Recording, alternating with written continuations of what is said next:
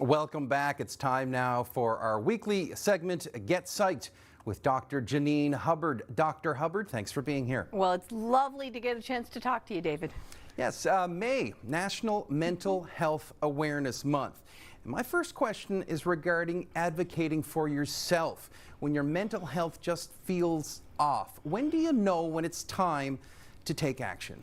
Well, you are always the expert on yourself, and something I think that's often misunderstood. I mean, we talk about the numbers. We talk about 1 in 5 will experience a mental illness at some point in their life. We talk about, especially the increase in symptoms since COVID has occurred. But something I always like to stress is that, yes, we have these diagnostic criteria, and people either kind of cross the threshold and they meet clinical cutoff or they don't. I'm less concerned about that. I'm more concerned about, do you feel that your symptoms, whatever they may be, are starting to creep in and interfere with how you want to be living your life? Whether that's being your best at work, whether that's in a romantic relationship, whether that's in your ability to get up and manage your household or feel like you can get in and socialize with friends, whatever it is, if it's starting to significantly interfere. Now, we've all had an off day or even an off week where nah, I can't today. That's okay too. That's normal. But we can also embrace that and protect ourselves from that. But if you're starting to see, like I say, if it's interfering with your performance and it's happening more often than the odd occasion that maybe has a trigger that you're like, oh yeah, of course, I'm tired because this happened at work.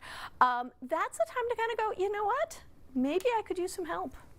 How about the stigma of mental health? I think some people feel guilty about taking a day or two off work to address their mental health. It's not like a broken arm or something like that you wouldn't even think twice about not going into work. Can you speak to that? Sure. Well, and that's one of the things that I'm really hoping has been a positive from the pandemic, because we all started talking about how we were feeling. We all started to become a little bit more open.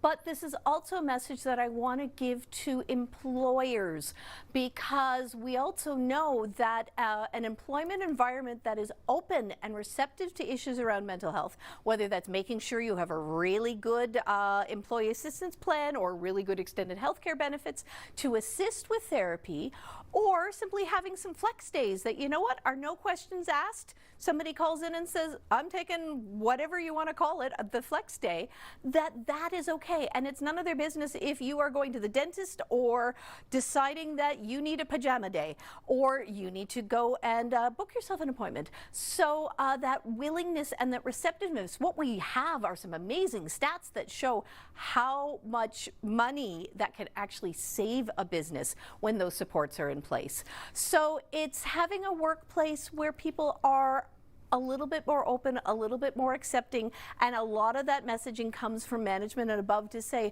we're okay talking about this. You don't have to share this with me, but let's figure out what are some supports if you do need that help. And I do just want to give my last shout out here to the powers that be here at NTV, because we talk sometimes about, Mental Health Awareness Week or a month.